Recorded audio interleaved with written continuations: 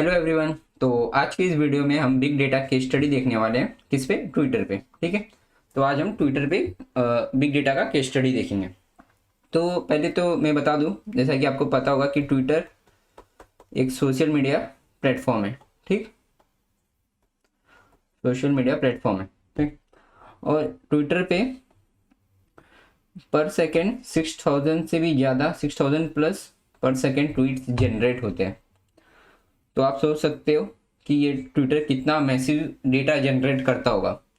पर सेकंड ये 6000 से ज़्यादा ट्वीट्स पोस्ट होते हैं ट्विटर पे। ठीक, और इसके अराउंड 310 मिलियन एक्टिव यूज़र है।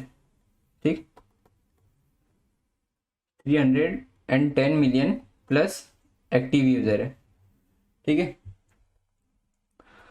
और ट्विटर में करीब 4000 प्लस एम्प्लॉयज़ है।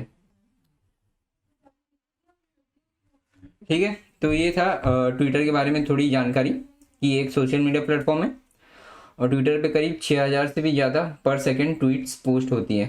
ठीक, 310 प्लस एक्टिव यूज़र है और 4000 प्लस एम्प्लॉयज है ट्विटर में। ठीक है, तो अब हम देखेंगे कि क्या प्रॉब्लम थी और बिग डेटा ने उस प्रॉब्लम को कैसे सॉल्व किया। चलिए देखते हैं। फिर कोई रेज कर देता हूँ।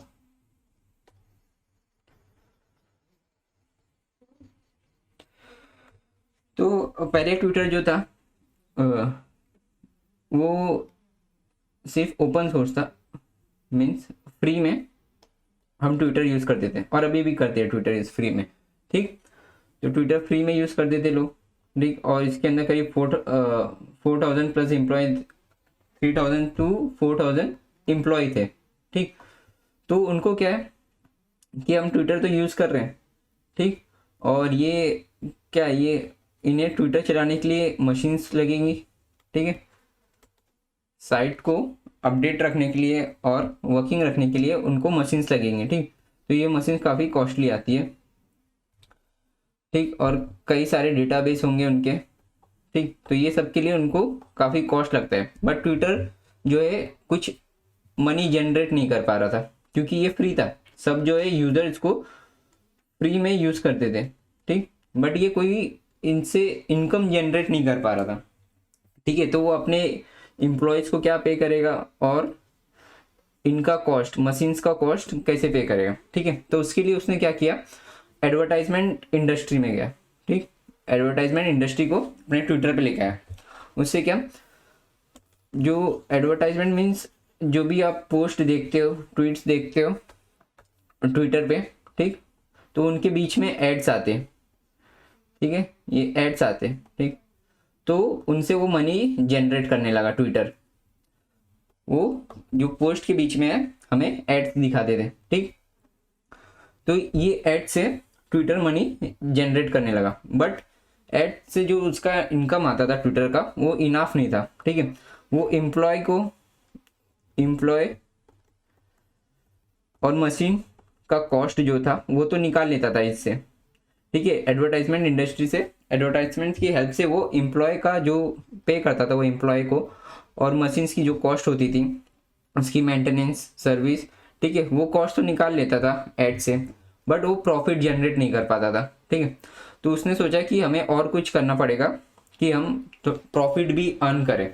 ठीक है, ये तो उनको जो भी एडवर्टाइजमेंट से जनरेट हो रही थी इनकम वो एम्प्लॉय और मशीन्स के कॉस्ट में लग जा रही थी। ठीक है, फिर उसने क्या किया, बिग डेटा इंडस्ट्री में आया। ठीक, जैसे कि मैंने आपको बताया कि ट्विटर जो है 6000 ट्वीट्स पर सेकेंड या फिर पोस्ट ट्विटर पे आती है। ठीक, 6000 प्लस क्या ट्वीट्स, तो ये काफ़ी मैसिव डेटा है। ठीक है, पर सेकेंड 6000 ट्वीट्स। तो उसने क्या करना चाहा कि इस डेटा को यूज़ करना चाहा। ठीक है, तो इसने क्या किया, ये जो भी डेटास थे उनको कलेक्ट करना स्टार्ट किया। ठीक, उनको स्टोर करना स्टार्ट किया और ये सभी डेटा वो दूसरे इंडस्ट्री को, दूसरे छोटी कंपनियों को बेचने लगा। ठीक, जो डेटा उसने जनरेट किया वो अब दूसरे कंपनी को ट्विटर ने बेचना स्टार्ट किया। ये थर्ड पार्टी बोल सकते हैं, ठीक है। तो थर्ड पार्टी क्या करती थी, इन डेटा से वो अपना इंसाइट या फिर एनालिसिस करती थी और उनसे कुछ इंसाइट्स निकाल के बेस्ड ऑन ट्वीट्स वो अपने अपने ठीक है अपना इनकम जनरेट करती थी। उस हिसाब से लोगों को प्रोडक्ट रिकमेंड करना या फिर कुछ इंसाइट्स निकाल के, ठीक है, वो अपना प्रॉफिट जनरेट करती थी। ठीक, तो ट्विटर क्या करने लगा, जो भी बिग डेटा था उसका, जो मैसिव अमाउंट में डेटा आ रहा था उसको क्या किया, बेचना स्टार्ट कर दिया थर्ड पार्टी को। ठीक, थर्ड पार्टी को जनरेट करना स्टार्ट कर दिया, फिर थर्ड पार्टी उसका यूज़ करके वो अपने प्रॉफिट में यूज़ करने लगे वो डेटा को। बट फिर क्या हुआ, ये अब डेटा तो देने लगा बट ना हर कंपनी कैपेबल नहीं होता डेटा को एनालाइज करने के लिए। ठीक, क्योंकि इसके लिए काफ़ी टेक्निकल स्किल लगती है। इन डेटास में से इंसाइट्स निकालने के लिए काफ़ी ज़्यादा टेक्निकल स्किल लगती है और काफ़ी प्रोफेशनल लोग चाहिए रहते हैं इन डेटा में से इंसाइट्स निकालने के लिए, ताकि वो अपने बिजनेस में यूज़ कर सके। ठीक, तो ये सभी जो छोटी कंपनियां थी तो वो उतना अच्छे से इंसाइट्स नहीं निकाल पाती थी डेटा पे। ठीक, तो ट्विटर ने क्या किया, IBM के साथ पार्टनरशिप किया। ठीक, IBM तो पता होगा आपको कि काफ़ी बड़ी कंपनी है और एनालिटिक्स में ये काफ़ी अच्छा परफॉर्म किए। तो IBM क्या किया, IBM इन डेटा में से एनालिसिस निकाला और टूल्स बनाए। ठीक, ट्विटर और IBM ने मिलके एनालिसिस के टूल्स बनाए जो कि बाकी जो थर्ड पार्टीज या थर्ड कंपनी है उनको यूज़ करना ईजी हो। ठीक है, डेटा में से एनालिसिस निकालना या फिर इंसाइट्स निकालना ईजी हो। तो अब क्या किया, अब ट्विटर ने IBM के साथ पार्टनरशिप करके टूल्स भी बनाए ताकि दूसरी जो थर्ड पार्टीज है वो इनका यूज़ कर सके। अब ये टूल्स भी बेचना चालू कर दिया। ठीक, पहले तो इन्होंने डेटा दिया बट क्या डेटा सब लोग डेटा में से इंसाइट्स नहीं निकाल पाते थे। ठीक है, तो IBM ने क्या किया, ट्विटर ने IBM के साथ पार्टनरशिप करके टूल्स जनरेट किया डेटा में से इंसाइट्स निकालने के लिए और उसका एनालिसिस करने के लिए। ठीक, तो अब क्या हुआ, ये जो थर्ड पार्टीज कंपनियां थी, छोटी कंपनी, ठीक है, अब वो डेटा लेती थी और टूल्स खरीदती थी। ठीक है, तो आप देख सकते हो कि इधर अब ट्विटर का डेटा से भी इनकम आ रहा है और जो टूल्स उन्होंने IBM के पार्टनरशिप में बनाया अब वो भी बिकने लगा। ठीक, तो यहाँ से डेटा लेती थी और टूल्स लेती थी। ठीक, ताकि वो अब डेटा पे एनालाइज कर सके। ठीक है, विदाउट एक्सपर्टाइज। ठीक, क्योंकि टूल्स तो मिल गया, अब टूल्स यूज़ करना उनके लिए ईजी हो गया। ठीक है, तो वो अपना एनालिसिस निकालते थे डेटा में से। ठीक, और उन डेटा को अपने बिजनेस में यूज़ करते थे। ठीक, यूजर्स की जो भी रिक्वायरमेंट होती थी या फिर उनमें से कुछ ऐसा फीचर्स निकालते थे जो कि इनके बिजनेस में हेल्प कर सके। ठीक, तो इस तरह से ट्विटर ने क्या किया, डेटा बेचा बट डेटा सब लोग नहीं इंसाइट्स निकाल पा रहे थे, तो उसने IBM के साथ टूल बनाया। ठीक, टूल बनाया, अब टूल्स भी बेचने लगे वो डेटा को एनालाइज करने के लिए। ठीक, तो अब दोनों तरफ से इनका इनकम जनरेट होने लगा और इस तरह से थर्ड पार्टीज कंपनी भी डेटा लेती थी और टूल्स खरीद के काफ़ी इजीली इंसाइट्स निकाल के अपने बिजनेस का भी रेवेन्यू जनरेट करती थी। ठीक है, तो आपने देखा कि किस तरह से बिग डेटा ने ट्विटर का रेवेन्यू इंक्रीज किया मैसिवली। ठीक, और बाकी थर्ड पार्टीज का भी जो कि डेटा ट्विटर से लेती थी और अपने बिजनेस में यूज़ करना स्टार्ट किया।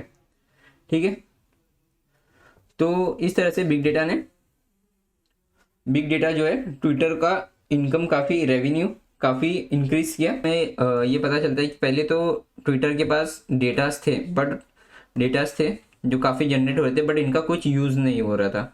ठीक, उनका कुछ यूज़ नहीं हो रहा था, तो उसकी वजह से उनकी जो ट्विटर की कंपनी है वो रेवेन्यू ज़्यादा जनरेट नहीं कर पा रही थी। ठीक, उसके बाद उन्होंने इस डेटा को यूज़ करना चाहा, ठीक है। तो उसके बाद उन्होंने डेटा सेल किए और टूल्स बनाए IBM के हेल्प से, ठीक। IBM प्लस ट्विटर, ठीक, के हेल्प से टूल्स बनाए डेटा एनालाइज करने के लिए, और फिर उन थर्ड पार्टी को दिया, ठीक है। फिर ये थर्ड पार्टी इसको सेल करने लगे, ठीक। तो इससे ट्विटर की इनकम यहाँ से भी आने लगी। पहले तो सिर्फ एडवर्टाइजमेंट से आती थी, ठीक। अब जो है टूल्स और डेटा सेल करके भी उनकी टूल्स प्लस डेटा सेल करके उनकी इनकम आने लगी। तो इस तरह से ट्विटर ने बिग डेटा का यूज़ करके जो भी डेटा मैसिव अमाउंट में उनका जनरेट हो रहा था, उनका यूज़ करके अपना रेवेन्यू जो है इंक्रीज किया, ठीक है। तो इस तरह से बिग डेटा काफ़ी हेल्पफुल है बिजनेस में, रेवेन्यू जनरेट करना, इंसाइट्स निकालना। और बिग डेटा से सिर्फ ट्विटर का ही हेल्प नहीं हुआ, बल्कि जो भी थर्ड पार्टीज कंपनियां थी उन्होंने भी जो डेटा में से टूल्स की हेल्प लेके जो इंसाइट्स निकाले वो अपने बिजनेस में लाए, ठीक।